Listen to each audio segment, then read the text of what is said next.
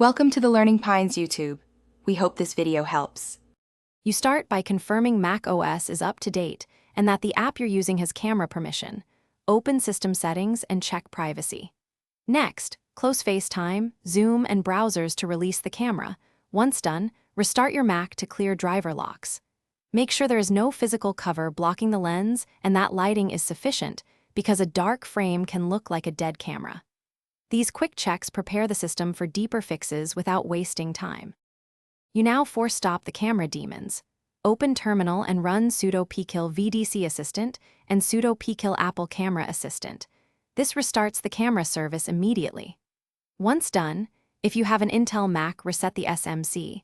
On Apple Silicon, shut down and wait 30 seconds before power on to refresh hardware controllers.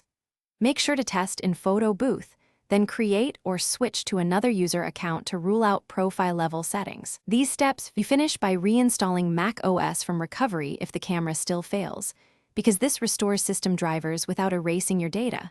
Follow the on-screen installer and make sure you have backups. After that, run Apple Diagnostics by restarting and holding D to capture hardware error codes. Write them down.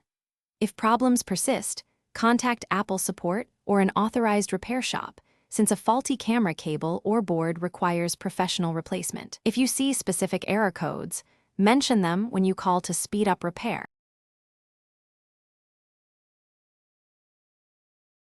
Thanks for watching. Consider subscribing if we helped you.